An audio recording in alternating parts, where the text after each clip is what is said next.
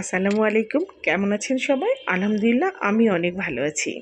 তো আজকে আমার প্যাকেটিং দেখে বুঝতে পারছেন যে আমি আজকে কোনো রান্না করছি না, কিন্তু আমি আজকে বেসন তৈরি করেছি আর সেটাই আপনাদের সঙ্গে শেয়ার করলাম। তো এখানে আমি ৫ রকমের ডাল নিয়েছি। মুগ, মসুর, মটর, বুটের ডাল আর অ্যাঙ্কর। আর ২ রকমের চাল আছে, যেটা হচ্ছে আতপ চাল আর পোলা চাল। হ্যাঁ, তো এগুলো দিয়ে আমি ৩-৪ দিন ভালো করে ধুয়ে ভালো করে ৩-৪ দিন টানা রোদে শুকিয়ে আমি এটা দোকানে মিল থেকে এটা মানে গুঁড়ো করে নিয়ে এসেছি। নিয়ে এই যে দেখুন বাসায় কি পরিষ্কার পরিচ্ছন্নভাবে আমি একটা আটা চালনা দিয়ে এটাকে আমি সুন্দর করে চেলে নিচ্ছি।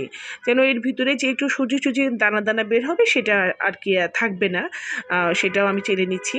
তো যারা আমার কাছ থেকে এই বেসনটা নিতে চান তাদেরকে কোনো কষ্ট করতে হবে না। শুধু বাসায় নিয়ে যাবেন আর নিজেদের পছন্দ মতো রান্না করে খাবেন। তো আর এই বেসনের মধ্যে কিন্তু এক্সট্রা করে আমরা যে বাজার থেকে বেসন নিয়ে এসে আবার চালের গুঁড়ি মেশাই, এটাতে কিন্তু মেশাতে হবে না। এখানে ২ রকম চাল আছে।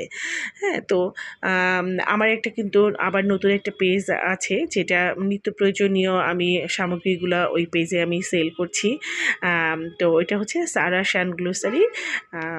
আমাকে যারা ভালোবাসেন, যারা আমার ফলোয়ার আর যারা আমার সঙ্গী আছেন, আমি তাদের সবাইকে বলছি যে আমার পেজটাতে অবশ্যই ঘুরে আসবেন। আর আপনাদের কোনো কিছু লাগলে অবশ্যই ওখানে নক করবেন। তো যাই হোক, দেখুন আমি কিন্তু এই যে এখন আমার প্যাকেটিং করছি ওজন করে। এই যে আমার এখন প্যাকেটিং করা শেষ হয়ে গেল। আমি এখন সিল করে নিচ্ছি। আমি কিন্তু পুরোটাই নিজে হাতে আমার বাসায় তো সব কিছু করেছি।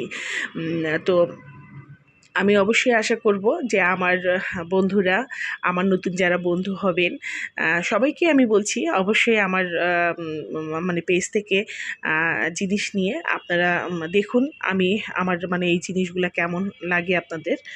আর আর আমার এই পেজ থেকে যারা দেখছেন তারা অবশ্যই বেশি বেশি করে শেয়ার করবেন, যেন মোটামুটি সবাই দেখতে পারে।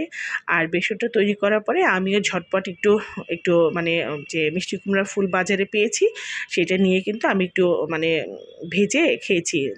দুর্দান্ত ভালো লেগেছে বেসনটা খেতে।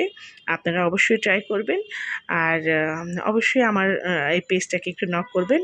আর আমার এই ইয়েটা যদি ভালো লাগে তাহলে অবশ্যই লাইক, কমেন্ট, শেয়ার করবেন। আল্লাহ হাফেজ।